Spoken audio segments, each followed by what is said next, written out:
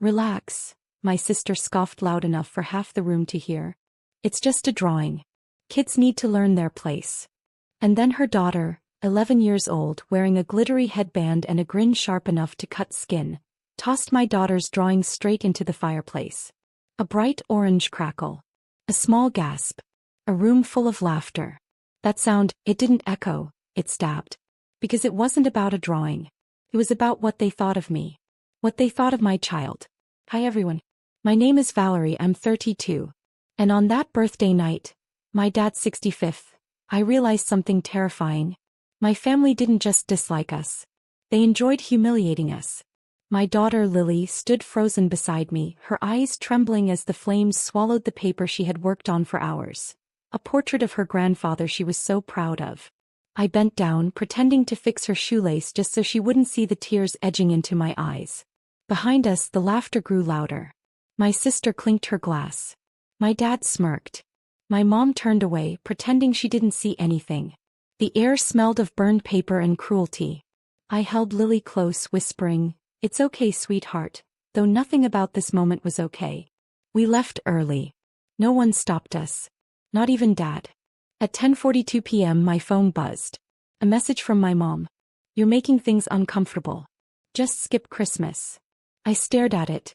The same woman who once braided my hair before school now treated me like an unwanted stain. My hands didn't shake. My reply was calm. "So does the funding." The funding they depended on. The monthly check they pretended didn't exist. The one thing tying me to people who clearly didn't want me. I grabbed a blanket for Lily as she slept beside me on the couch, unaware of the storm brewing in the messages behind her closed eyes. At 1:03 a.m. my phone lit up again. Then again. And again. And again. 37 missed calls. One after another, like an alarm finally going off in a house full of people who thought I would never strike back. I exhaled slowly. Because they had no idea what was coming. And if this ever happened to you, say, same in the comments. The calls didn't stop. They came in waves. Dad, Mom, my sister, even numbers I didn't recognize. Each vibration felt like a tremor running through the quiet of my small living room. Lily shifted in her sleep, her tiny hand searching for mine. I gave it to her instantly. These people, my own blood, had mocked her, belittled her, burned her joy for entertainment. And suddenly they cared. Well, they cared about money. My family lived off appearance. Their big home, their parties, their spotless image. All of it rested on financial help I quietly provided for years after Dad's business collapsed. They never thanked me. They never acknowledged it. But they counted on it like oxygen. And tonight, for the first time, they felt what it was like to breathe without me. By 1:27 a.m. the calls turned into messages. "Valerie, pick up. We need to talk. You misunderstood. Don't make a scene. Your sister didn't mean it. Dad wants to explain. She's just a kid. Money isn't everything."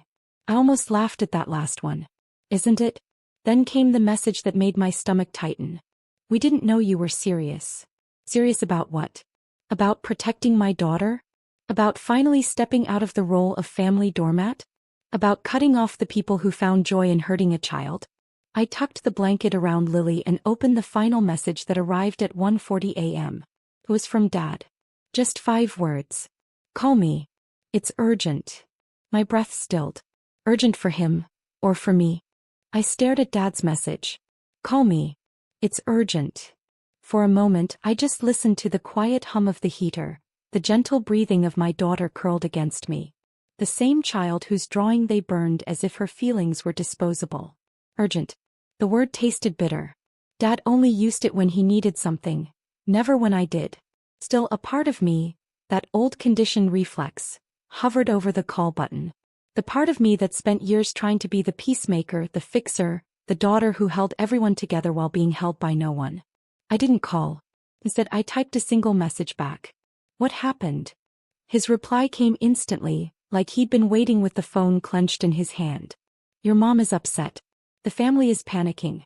We need you to clarify that you didn't mean what you said." Of course. Not an apology. Not concern for Lily. Not even acknowledgement of what happened tonight. Just panic about funding. I typed. I meant every word. Read. He saw it. But no reply came. Minutes stretched. Silence grew thick. Then my screen lit up again, not from Dad but from my sister. A single sentence that made my pulse jump. You're about to ruin everything. Come fix this before morning. Fix this? I closed my eyes. They still believed I existed to clean up their messes. But this time, I wasn't stepping in to fix anything. I was about to burn down the entire foundation they stood on. And they had no idea how close that fire already was. Come fix this before morning. My sister's message glowed on the screen like a dare. Fix what? Her daughter insulting mine? The drawing burning in the fireplace while adults laughed? Mom telling me to skip Christmas like I was the problem? No, what she wanted me to fix was their comfort. I set my phone down and walked to the kitchen for water, the floor cold beneath my feet. My reflection in the dark window looked unfamiliar. Quieter, sharper, someone who had finally reached the end of tolerance. When I returned, another message waited from my sister. You're not thinking clearly. You know Dad depends on your help. Don't be cruel. Cruel. That word nearly made me choke. If protecting my daughter was cruelty, then maybe they'd never known kindness. I typed slowly, deliberately. Cruelty was watching you laugh at my child. Her reply came within seconds. You're being dramatic. I turned off my phone. Not muted. Not silenced. The room fell still, like the air understood the shift before I did. For the first time in years, I wasn't bracing for someone's disappointment. I wasn't rehearsing apologies for peace I didn't break. I wasn't trying to earn love from people who treated mine like an inconvenience. Lily stirred slightly, curling deeper into the blanket. Her small hand brushed mine. That tiny touch anchored me. I wasn't fighting my family anymore. I was fighting for her. And at dawn they would finally learn who I became when pushed too far. The sun hadn't risen yet, but the world outside my window had shifted from black to a bruised gray. The kind that warns you a storm isn't coming, it's already here. My phone stayed off. Silence wrapped around the house like a protective shell. I made breakfast quietly so Lily wouldn't wake to the tension still clinging to me. I kept replaying the moment her drawing curled into flames. The quick gasp she tried to hide, the way she pressed her lips together the way I do when I'm trying not to cry. Children shouldn't know how to swallow pain. Families shouldn't be the ones teaching them. By 7 a.m. I finally turned my phone back on. It ignited instantly, 54 unread messages. Dad, we need you to come over. Mom, this has gone too far. My sister, you're irresponsible. Another one, grow up. And then, you're ruining Dad's birthday weekend. And finally, don't make us regret ever trusting you. Regret trusting me? A hollow laugh escaped my chest. They trusted my money, not me. They trusted my silence, not my boundaries. While scrolling, a new message popped up. From Dad. If you cut the funding, everything falls apart. Is that what you want? I paused.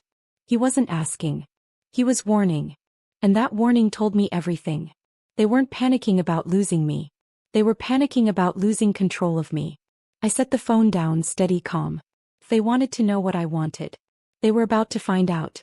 I stared at Dad's message until the letters started to blur. If you cut the funding, everything falls apart. Is that what you want? What I wanted was simple. A family who didn't treat my daughter like trash. A mother who didn't blame me for reactions to their cruelty. A father who valued me for more than the checks I wrote. But those wishes had expired years ago. Lily walked into the room, rubbing her eyes. Mommy, are we going to Grandpa's again? Her voice was soft, hopeful. My heart folded in on itself. I knelt beside her. Not today, sweetheart. Because of my drawing? She asked. That question nearly broke me. I held her face gently. No, baby. Because people who hurt you don't get access to you. She nodded slowly, trying to understand a world even adults struggle to navigate. While she ate breakfast, I opened my laptop. For years, the monthly transfers had been automatic. A quiet rescue line my parents pretended didn't exist but depended on entirely. One click. That's all it would take. My finger hovered. A new message buzzed through before I could press it, from Mom. Your sister is crying. Your father hasn't slept. You're tearing this family apart. I exhaled through my nose. They still didn't mention Lily.